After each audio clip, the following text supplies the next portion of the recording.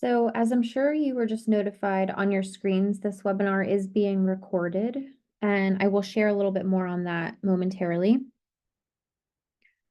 We are after 1 p.m., so I'm going to go ahead and get started. Let me share my screen.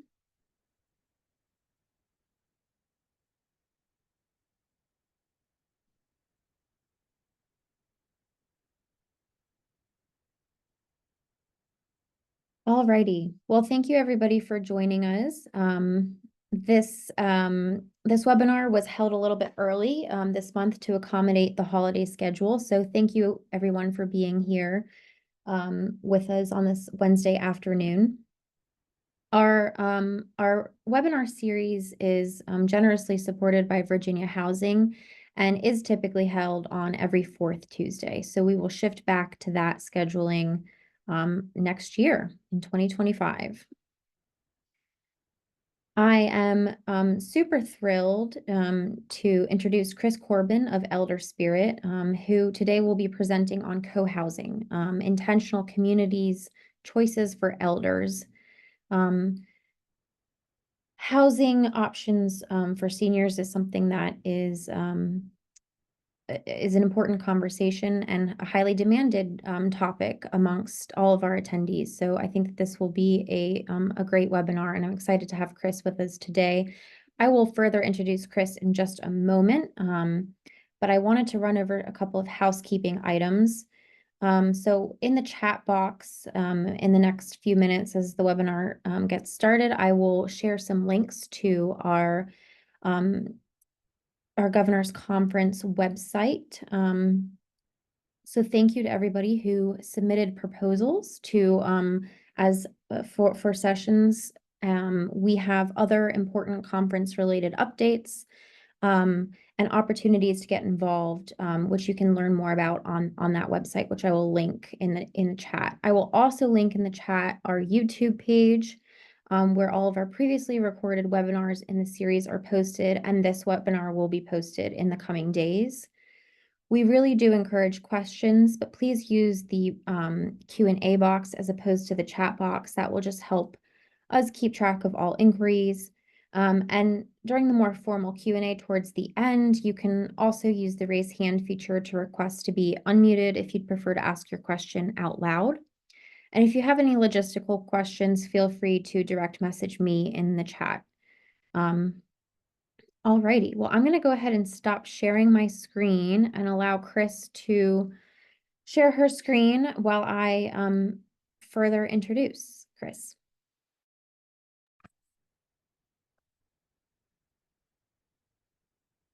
Alrighty.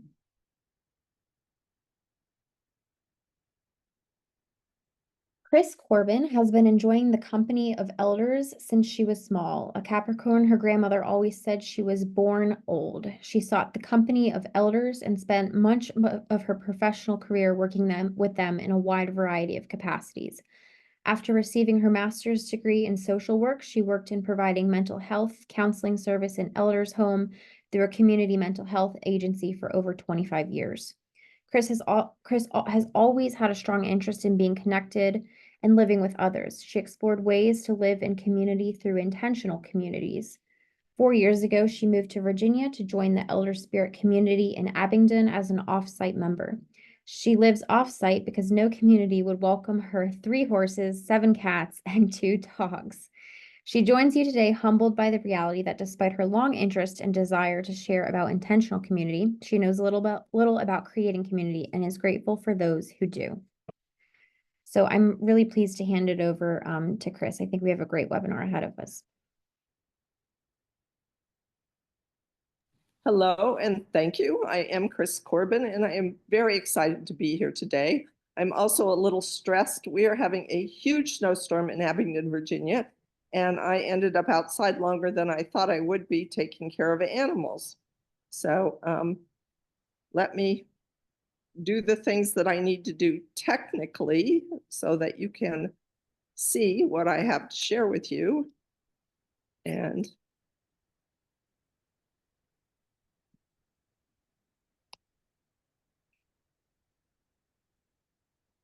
it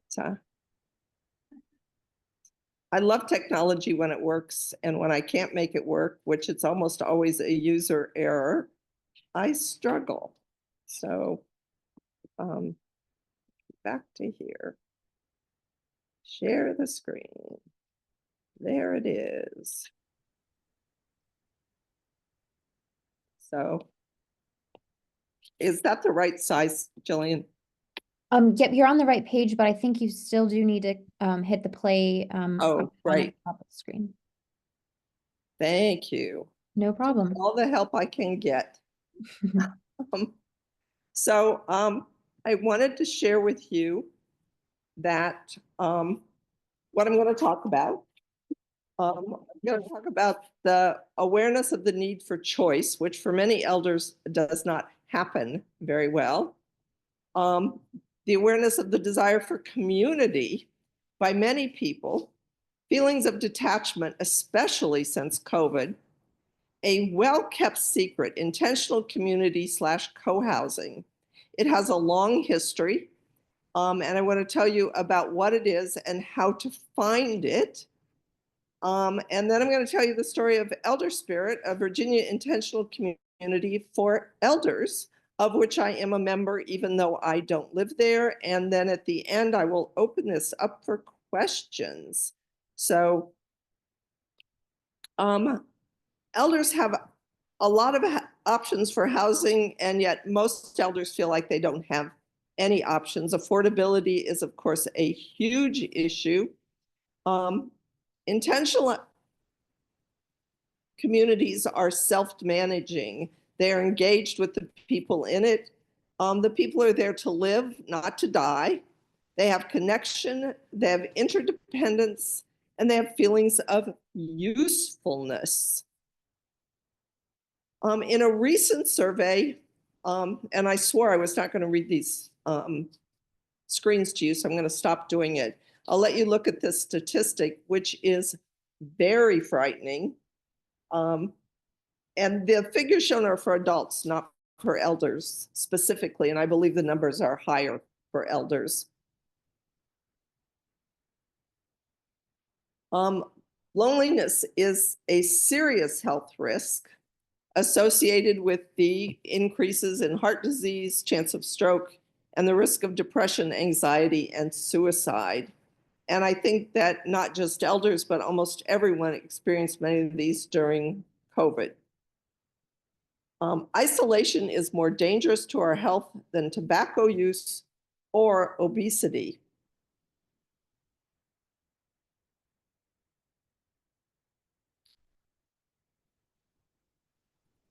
So here are a couple of useful definitions, and they apply to most of us.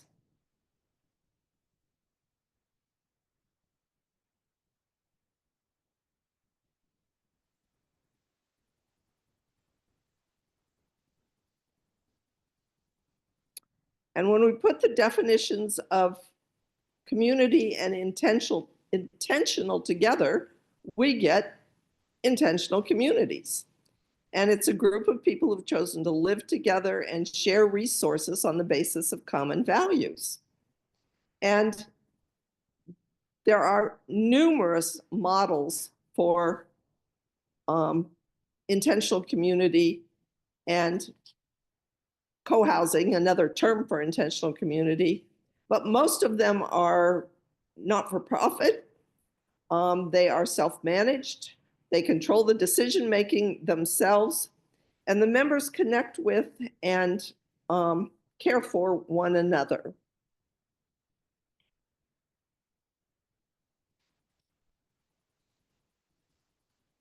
And I really like this quote from cohousing.com. Aging is inevitable. How we live is our choice. And again, I think for many elders, they don't feel that way. And I would like to get the word out that about choices and about how to make elders feel like they do have choices. A lot of people don't know about intentional communities, and yet they are all around us in many models and shapes and forms.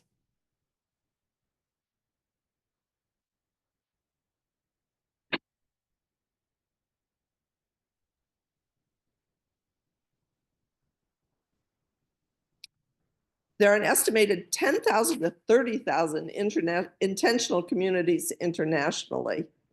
I could find no statistics on how many of them were populated primarily by elders, but also elders live in many mixed generation intentional communities.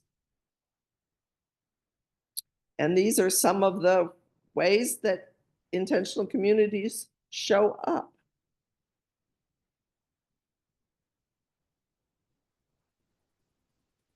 And here are a couple of pictures of different intentional communities with different models, individual homes, cottages, apartments, and some people from intentional communities.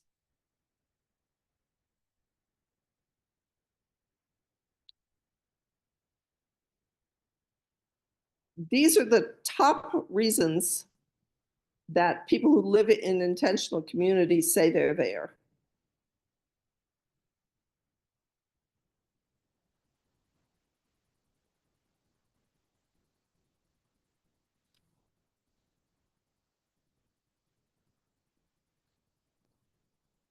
I thought some of these facts were very fun.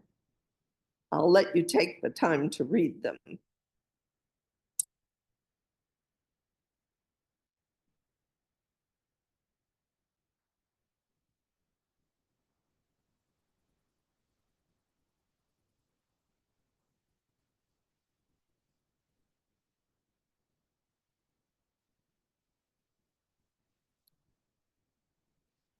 In case you didn't notice it, I will point out that the Shaker Commune Sabbath Day Lake is the oldest communal group still in existence.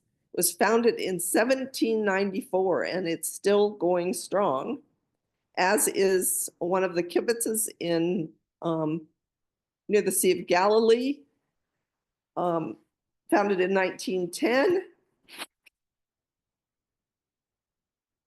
Sadly, a lot of intentional communities fail.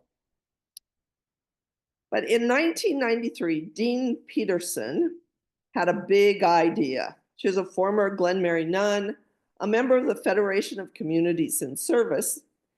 And as she was getting ready to start thinking about her retirement, she was in her 50s, she hoped for a place to go to live with like-minded individuals who could support and care for one another. And she helped to create such a community, which is where I live, at ElderSpirit. This is a very recent picture of Dean. She had been a longtime member of communities, starting with her own family of origin. She was one of 9 children. She has a twin brother who is still alive also.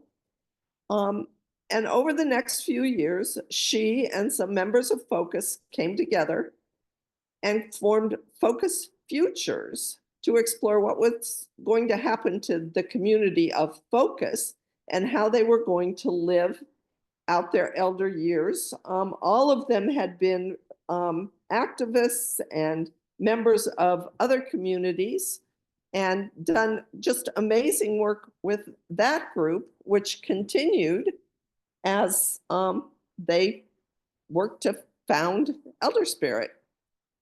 This is a picture of Catherine Rumschlaw, Kathy Hudson, and Dean Peterson as they were doing the work to start the community. And many of us think of them as the primary founders. There were several other founders. That's not the slide I was expecting, but that's okay. ElderSpirit community began forming in the 1990s. The search for funding began in 1995, and Dean was the real mover and shaker for that. It's interesting to me that all of the people who are considered founders were women. They chose a site in Abingdon, Virginia. They got loans. They built the property. They also got grants. And in the process of looking for funding, they tapped into the idea that they wanted to be inclusive and diverse. And one way to do that and to get funding was to get some grants and to build affordable housing. So that is part of the plan. The building started in 2023, and people started moving in 2006, 2003, not 2023, they started building. And it took quite a while for all the houses to get, all the units to get built. There are both homes, which I think of sort of as condos that are owned, but the people don't own the land.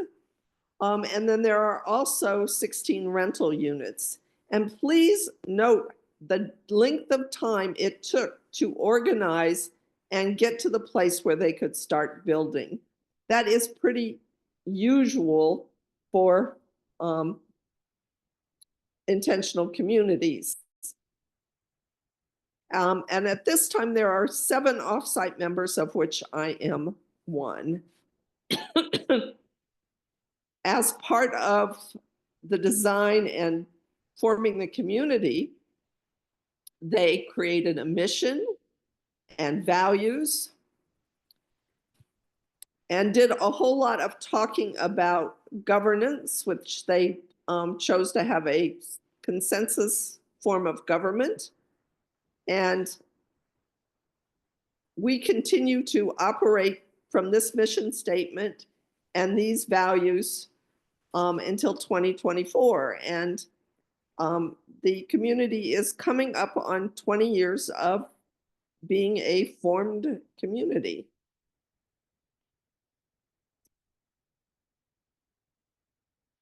One of Dean's big wishes was for care during illness and dying.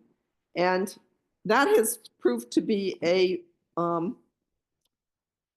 difficult issue that I will talk about a little bit later in the presentation.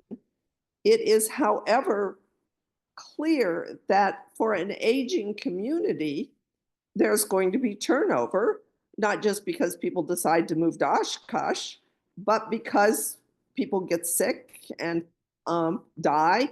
And it's a lot of people have moved through the ElderSpirit community. We have a building called the Spirit House that is a common building that we share. We have all kinds of things there, and the Quakers meet there on Sundays. Not just our community, not just ElderSpirit, but everyone from the surrounding area. And so there are these stones for a number of people who either were part of ElderSpirit and had to leave because they were dying, or people who died while they were still actively involved at ElderSpirit, of which there are only a few. These pictures were taken yesterday of Margaret Roomschlaw, Kathy Hudson, who you saw pictures of them when they were younger, and Margaret Gregg, an amazing artist who is part of the community and is one of the founders. And I couldn't get a picture of Monica yesterday, but this is a picture that is relatively recent of her. And again, such strong, competent, amazing women who had this vision and created it. It was one of the first intentional communities built for elders. And so they were learning all the time about how to make it work and what to do. And what impresses me today is that most of them continue to be open to learning and making decisions and helping to make things better for the people like me who are relatively new. This is another view of the ElderSpirit campus, which they tried so hard to be inclusive with the options for funding, opportunities to provide service, the desire for equality and equity. For example, the rental units and the housing units contain the same square footage. The one bedrooms have I can't remember the square footage, I should know it. All of them, no matter what they are, whether they're rental or owned. And then the same for the 2 bedrooms, they have the same square footage. There is one smaller apartment in the common house that was initially designed to be a live-in caretaker for people who might be having hospice care in the common house in the other 3 apartments that are there. And some power that was or is decided they weren't allowed to do that, and it is now a rental. We have owners and renters and offsite members, 55 and older, yada, yada, yada. There is a big investment in sustainable practices. We have a number of master gardeners. Currently, we are seeking funding to expand our solar generation. And we are definitely a participatory community. And these are some recent activities that occurred at ElderSpirit. It was the woman clear to the left, Anne, was her 80th birthday, and it's her family there with her.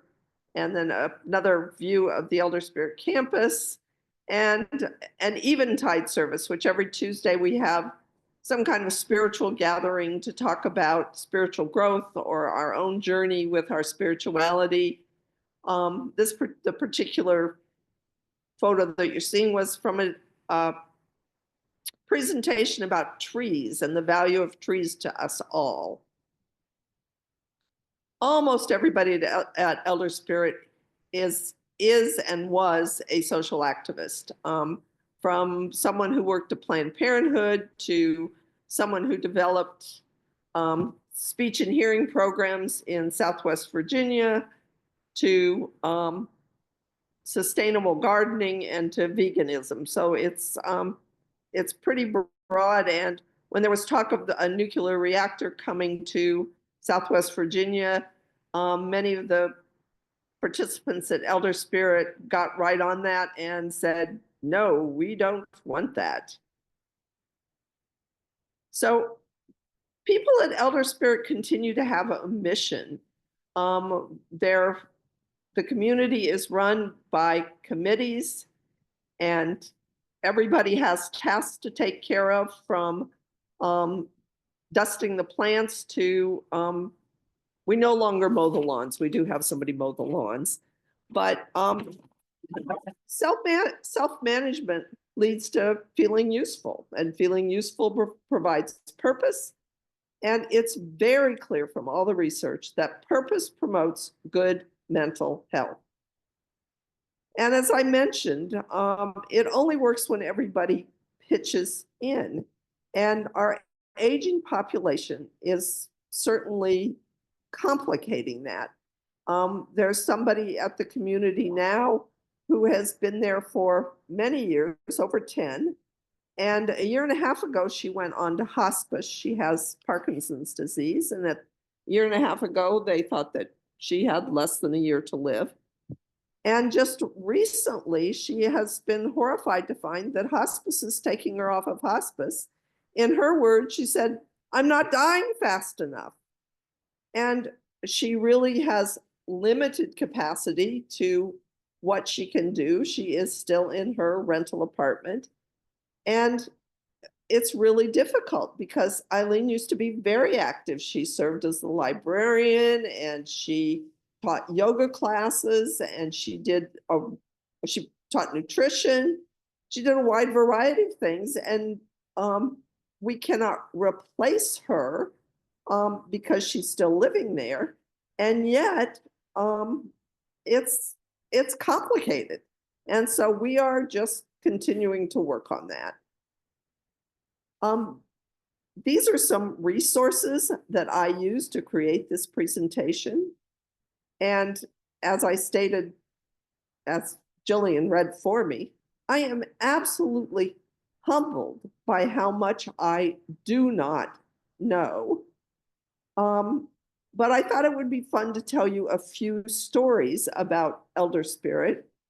And ElderSpirit has quite a reputation here in the Abington area, and I've rarely spoken to anybody who here in Abington who had not heard of ElderSpirit.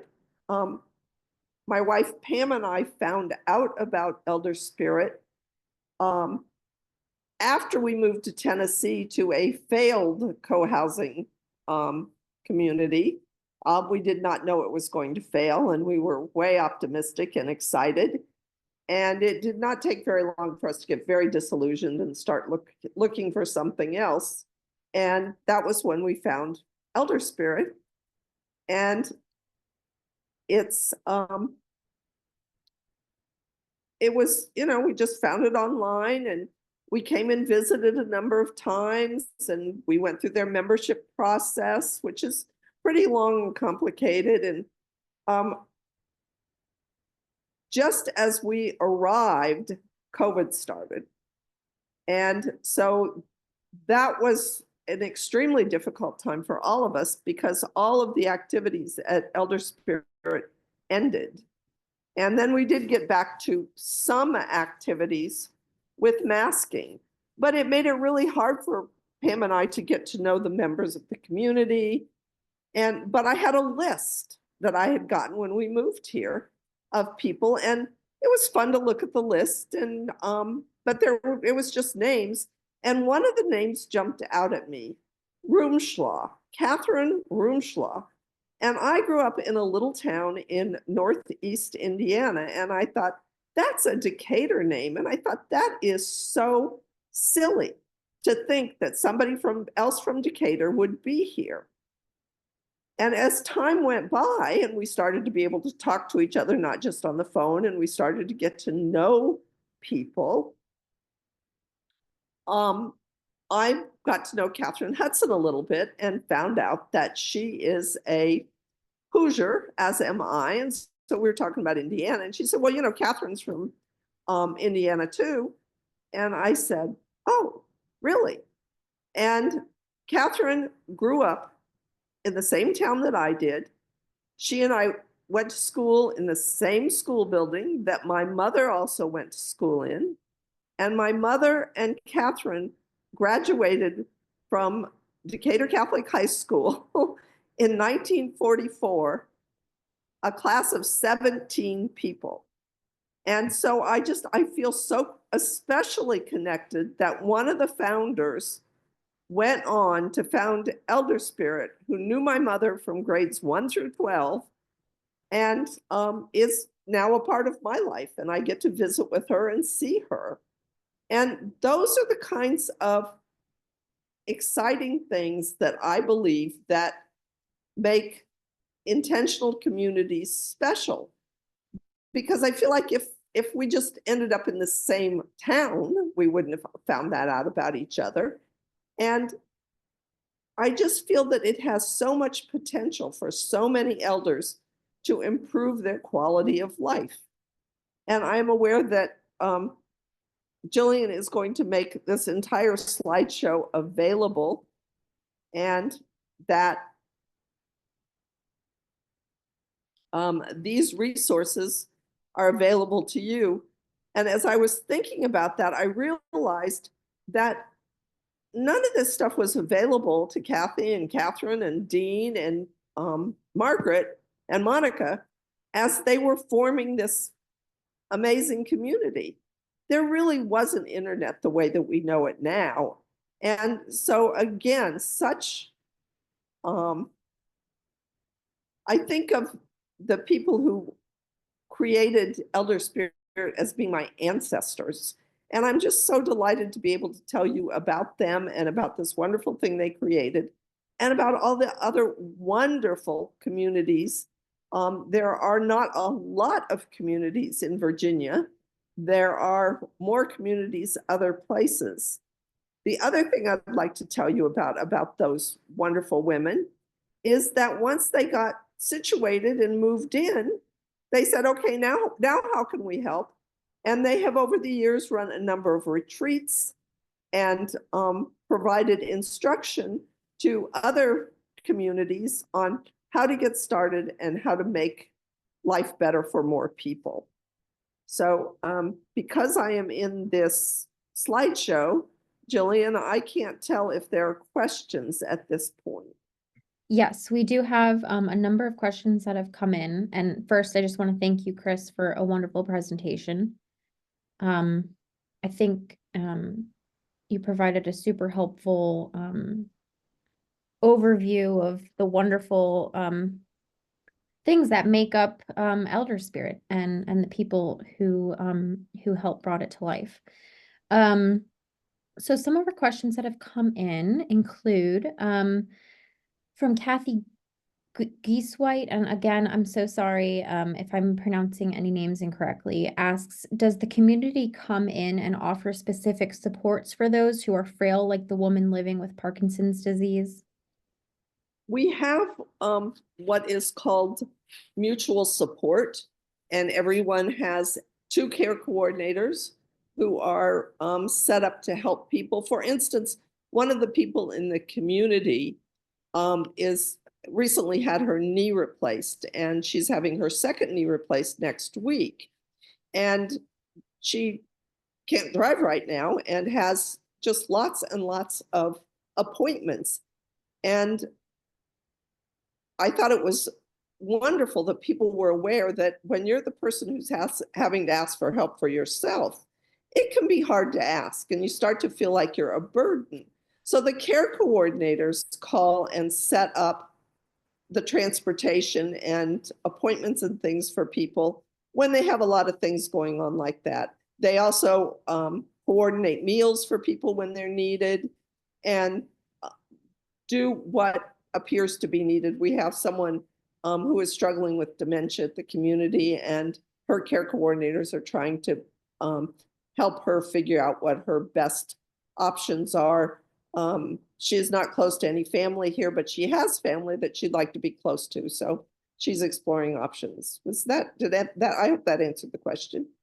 No, I think it certainly did. I think it also answered another question that had come in from Paula Levin Alcorn, who had asked what transportation options are there for people who cannot drive. I know it's a rural area for medical appointments, etc. Do residents who drive help provide transportation to those who don't? So you sort of answered that, but if you had anything else to add, feel free to do so.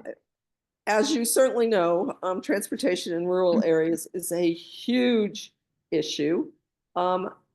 Several people at ElderSpirit who own cars offer their cars for sharing so that not everyone has the expense of a car. And there is a transit system called Lynx in Abingdon that is available for people to use. And of course, the good news is it is wheelchair accessible, but it's a little complicated because of the way the campus is, and we live in the hills, that sometimes it's hard for people to even get to the bus. And so we try and help each other out as much as we can. Which I think too, helps in the point that you had made previously in the presentation that, caring for each other is also a huge mental health booster as well. Yeah. Fortunately, there are a lot of people who like to cook for the others because I'm not a cook, and I really like it that they know not to ask me to do that. But there are a lot of people who feel really good about making meals for other people. Another question that had come in that I actually had a similar question as well. Amanda Rudderman had asked, and I know you probably won't name names in discrediting the failed community that you had mentioned, but she asks, would you help us understand what happens to cause an intentional community to fail? And perhaps if you don't have specific examples as to why that one failed, then perhaps, what is the difference in one that succeeds? I think that success and failure are both overdetermined. There's not a reason, there are a whole lot of reasons. The founder's vision and their ability to be realistic about what can be done, the who comes in, who moves in is a big factor. I would say that probably one of the biggest reason that the one that we were involved with in Tennessee failed was there was a lack of understanding of what co-housing was and a lack of planning for it. I think that also some communities fail because there's a group that comes together and forms and gels and does really good work, and someone dies or has health issues and leaves, and other people come in, and those people just wanted a neighborhood, or there's something about the community that they think they need to fix, and that can we recently had somebody come seeking membership who seems pretty convinced that we need to change to a democratic form of government. And having been in other communities, a church community where there was a vote about something very contentious that was 40-40, and trying to decide what to do makes me think that democracy does not always work for these kinds of issues. And I suppose that leads to another question. How is the sort of, I know it might be a large task, but we have a few minutes. Could you explain a little bit the sort of administrative structure, and what involvement is, do third-party contracts have? I think that an administrative overview might be helpful to some of our folks. Yeah. ElderSpirit is especially complicated because we have the affordable housing. And in order to get the grants for those, we had to have a not-for-profit. And a not-for-profit called the Trailview Development Corporation owns the land and all the common buildings. And they have a typical board structure with no employees. It's all volunteers, but they have a board, but they don't make any decisions for the community as such. They make suggestions, but they don't govern the community. The community governs itself. There's a separate corporation called the ElderSpirit Members Community Association, and that organization has co-presidents, who are called co-coordinators, a secretary and a treasurer. And the member association meets monthly, and for changes in policy, it has to come before the community 2 times, before the community association.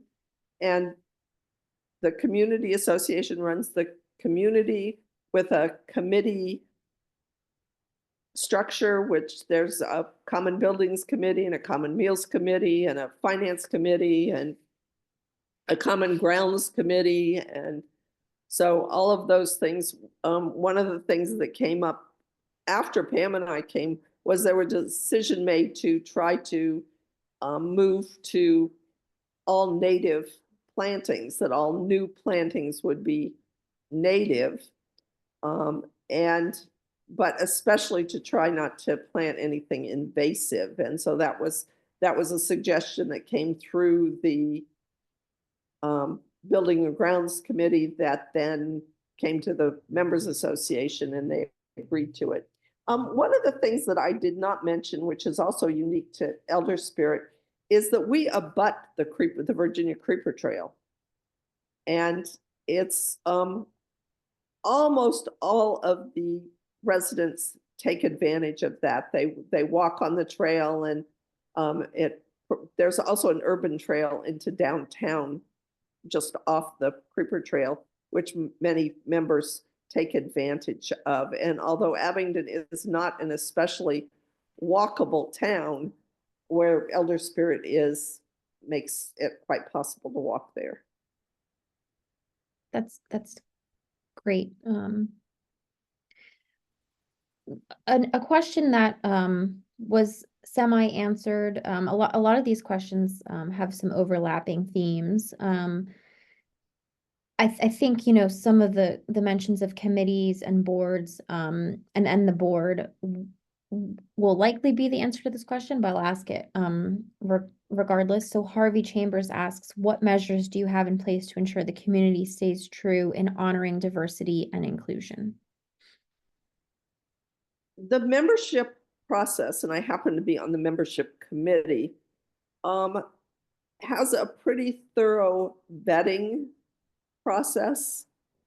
And in my experience, not very many people show up and ask to join us who aren't committed to at least some of the same things we are to inclusion and diversity.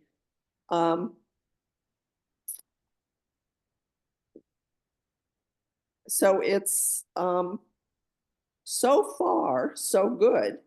But it's I think that that's one of the things that causes some intentional communities to fail, is that they move away from their mission and values. Thank you, Chris. So moving on to some other questions, we have a question regarding cost. Are you able to speak at all to costs? This attendee notes that they know that there are different size apartments. There are two different size apartments. One of them is, there are three different size apartments. The least expensive one is In the common house. in the common house, and it is 375. it's 375. It's not as big as a one apartment, but it's not just a studio. It does have a separate bedroom. And then the one bedroom is 410. 410, The 2 bedrooms are 575. and the 2 bedrooms are 575. But they have to meet income. But they have to meet income guidelines to get that rental. And almost all of the people who live in the rentals meet the income requirements, which are, I think, 150% of the Virginia. We have to have some smaller. They have to be at that or lower. The houses, I think the most recent house sold for around $250,000, and it is a 2-bedroom, it's like a condo. There is a building that has 2 units and 3 buildings that have 3 units to make up the 12 units that. So Thank you. Couple more questions. Paula also asks, is there a long wait list? yes. However, we are currently anticipating several people leaving the community for a variety of reasons. And like any waiting list process, sometimes when we go through the process, the next person on the list has either moved on and done something else, or they're not ready to come. And so recently we had somebody who had only been on the list for 2 months, and she got an apartment and she was very happy. But, we go through the list. And so it's, please don't not apply because there's a waiting list. Alrighty, coming down to our last few questions. If residents and I know that you touched on this a little bit, but if residents begin to have memory issues or dementia, what are their options? This attendee assumes it would be up to their family to make other arrangements if they can no longer live independently, but what if they have no family? And perhaps I guess that goes into, what does a transition, what might the transition look like, for example, from home care to institutional care if needed? Oh, did we lose you, Chris?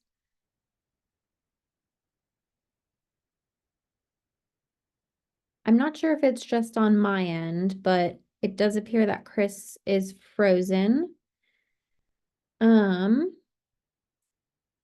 That could be due to, oh, yeah, looks like we lost Chris. Um, I'm glad that I'm not sure if Chris is going to be able to hop back on. And I do know that they are in the middle of a snowstorm, as she had mentioned. So we might have just pressed our luck a little bit too much. But I think we were able to get a lot of questions in and not too far away from 2 o'clock. So I know that we did have a couple remaining. Chris's information will be shared in our follow-up correspondence to all attendees. And I'm getting a phone call from Chris at the moment, but I just wanted to wrap this up briefly. But thank you everybody for attending. Thank you to Virginia Housing for supporting our webinar series. And keep your eyes peeled on your inboxes in the coming days. I know Chris is very open to be a resource if you have any questions that you think of in the coming days. Her contact information will be sent out, the slide decks, and the recording. So thank you everybody for being here. I hope you enjoy the rest of your afternoon.